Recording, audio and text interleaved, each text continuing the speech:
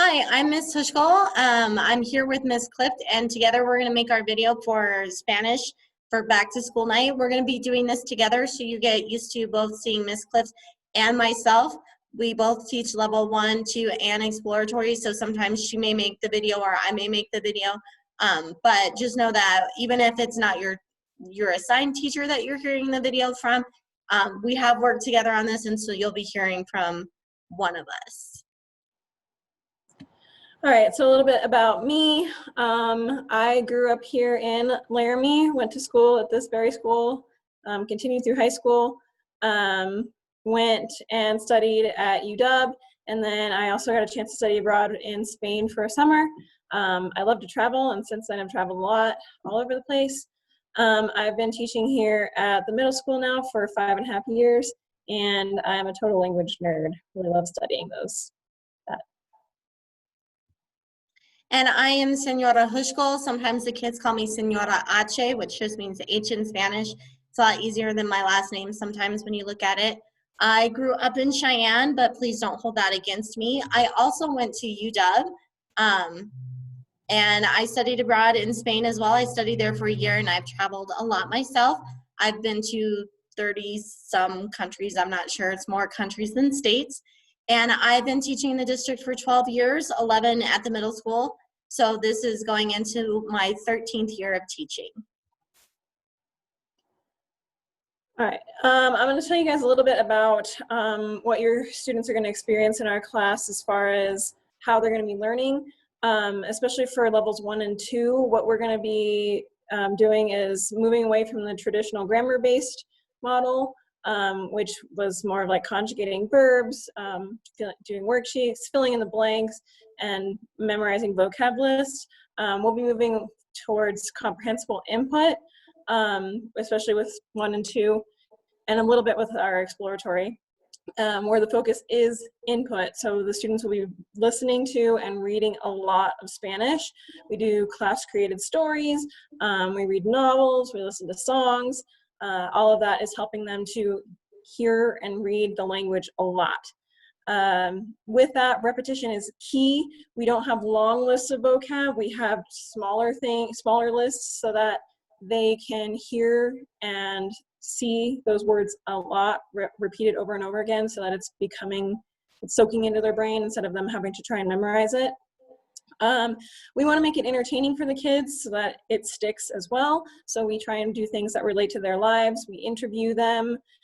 We talk about them and their interests in class. And we want them to have some original language production. So it's not just, like I said, the filling in the blank. This is them getting the chance to speak about themselves or what they know and write about themselves and what they know in full sentences and even paragraphs. So with that, we're looking at proficiency levels. We'll talk a lot about that with our students.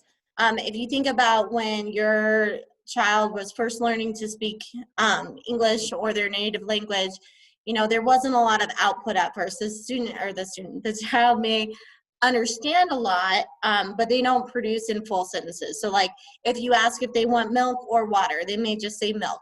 You know, they don't say, I would prefer milk, please.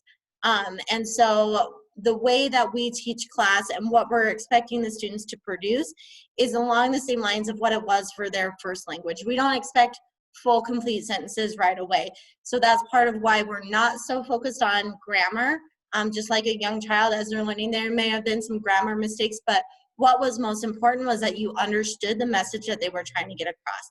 So it's mostly based on not only the students understanding us, but us being able to understand the message that they're trying to get across. Do you want to touch a little bit on exploratory, because it is a little bit different than Spanish 1 and 2, just because of the nature of the course and how long we have them and what we are talking about there. So it is only a semester-long course. We wanted to have that so that students could have a little bit more flexibility with their electives, especially in 6th grade, when they only have a couple to have in their day. And so we also wanted it to be similar across the languages. So what they might be seeing here in Spanish would be similar with what they might be seeing if they were taking exploratory French. And we wanted that also so that they could experiment with different languages. They could take Spanish one semester, take French another semester, and see those similarities between the two languages.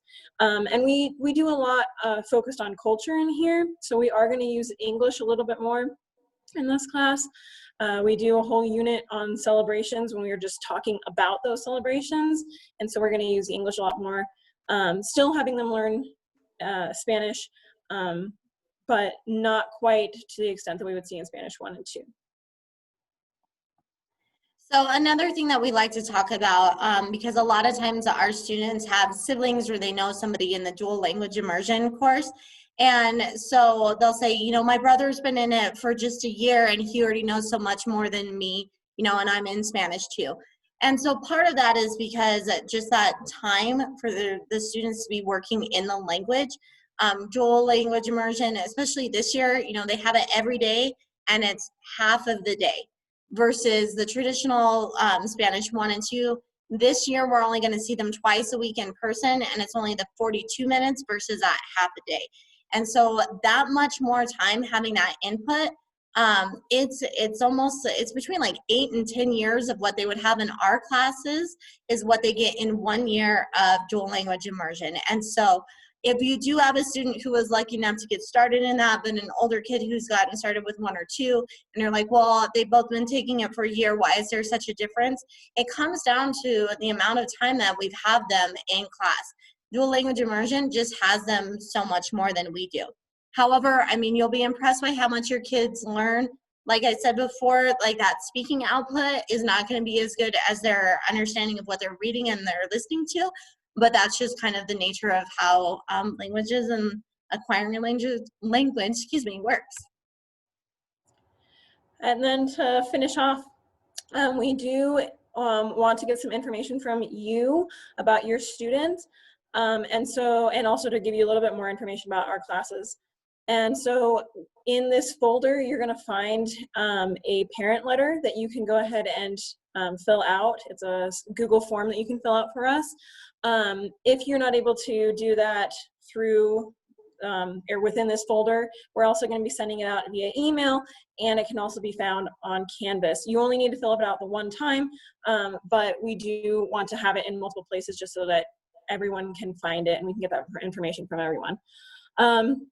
If you do need to get a hold of us, please do send us an email. We've got, mine's the top one, the social's the bottom one.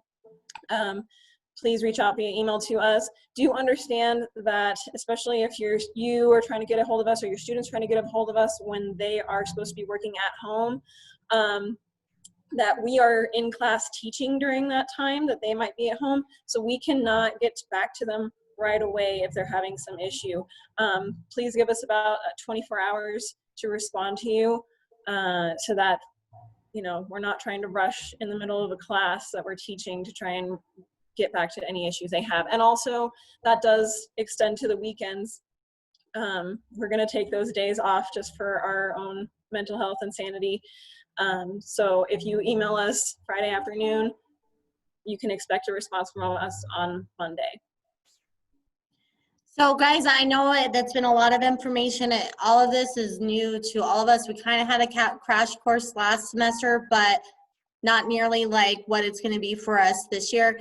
So please just be patient. We're doing the best that we can. I know you guys are as well. There might be some bumps in the road at the beginning, but I'm sure this is going to be a great year full of a lot of wonderful, great learning going on. And I'm excited about it. Thank you. Thanks.